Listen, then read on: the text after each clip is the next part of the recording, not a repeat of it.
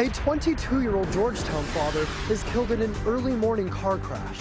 I think it's going to be very, very sad Christmas for that little boy. A church parsonage in central Kentucky damaged in a fire, and officials say it's suspicious. The latest on the investigation.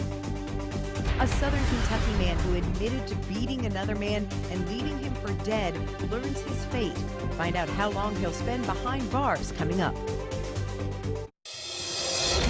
Tracking, alerting, protecting. This is WKYT News at 4:30. Good afternoon to you. Amber Philpott and Jennifer Palumbo reporting Sam has the day off. We are learning more about a man killed in a deadly overnight crash in Lexington. The victim was found off Georgetown Road near the Fayette-Scott County line just before 3 this morning. 22-year-old Dustin Keith Smith was pronounced dead at the scene. WKYT's Mark Barber has the latest on the investigation. It's our top story at 4:30.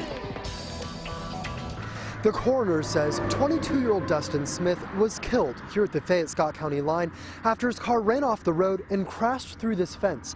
His family tells me Smith had a very young son. We're told the 22-year-old just moved to Georgetown 3 weeks ago.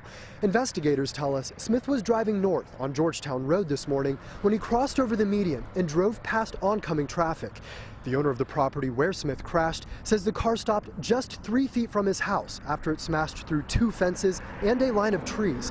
We're told the 22-year-old was thrown from the car and died at the scene.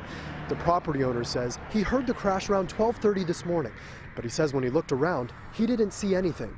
We're told police didn't know there was a deadly crash until 2:45, when a driver who was passing by realized what happened and called police. Smith's family tells us his death is especially hard because it happened so close to the holidays. I think it's going to be very, very sad Christmas for that little boy.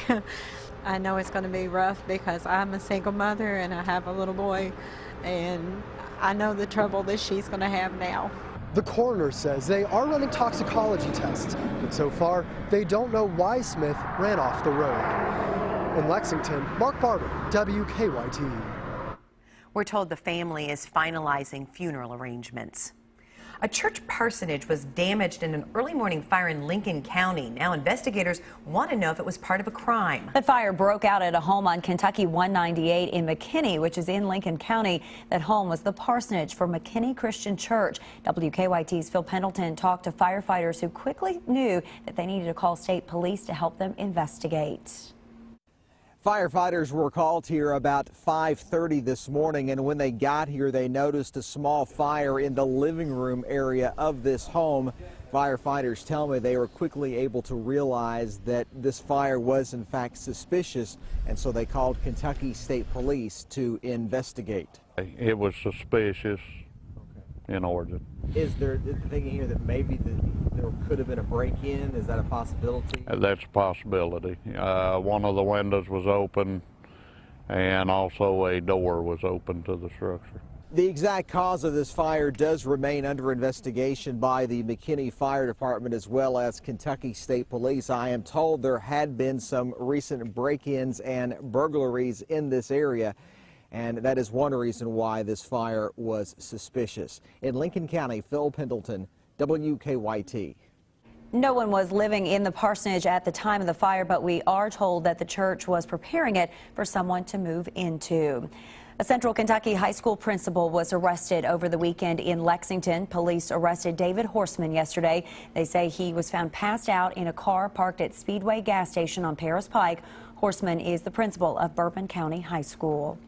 A man who pleaded guilty in a brutal beating is going to prison. Jason Gambrell learned his sentence today for the attack on Derek Kissee over the summer. Kissee was found badly beaten and buried under rocks at an old Rockcastle County quarry. Despite pleading guilty to a lesser charge of first-degree assault, Gambrell still received a 14-year sentence.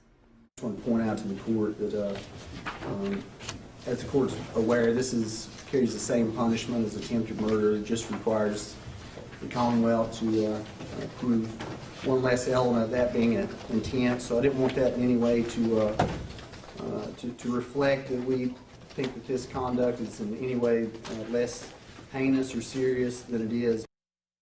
The judge said he could not give Gambrell probation because of the violations on his criminal record. Well, it is the first full day of winter out there, and it was a nice day, but we are going to be talking about some serious winds that are heading our way over the next couple of days. Big changes are on the way. WKYT Chief Meteorologist Chris Bailey is tracking them. Chris? Yeah, it's a big storm that is getting ready to roll on across the Bluegrass State. Wouldn't you know it, just in time for Santa to come rolling on into town as well. You may have to pack the Dramamine for his trip into the Ohio Valley and the Bluegrass State. Going to get a little bumpy on him. All right, here's Live First Alert Defender. We are tracking some showers out there. We're going to see an increase in those showers over the next couple of hours. Not so much across the Bluegrass region now, though keep the umbrellas handy if you're going to be out this evening, because lurking to our southwest, at least a couple of sprinkles showing up from Danville and Perryville back into Liberty, and a little farther to the south toward Lake Cumberland, Somerset, Eubank, over toward Mount Victory, Monticello, and Whitley City. We're getting in on some out-and-out light rain showers. How about the good folks here into Knox County, Barberville? We've got mild conditions. We've got a little bit of a breeze kicking up and some raindrops that are getting ready to pull on into town. Corbin, London, you are next to get in on at least a few scattered showers. That is nothing that is really out of the ordinary. That'll change over the next couple of days as our big storm that we've advertised for a week rolls in. High wind, heavy rain, a good likelihood over the next 48 hours. And then all of that is going to introduce some air that will give us the chance for Christmas morning snowflakes. We will break down that forecast in greater detail when I come back in just a matter of a few minutes. The number of people dying from heroin overdoses in Lexington continues to rise.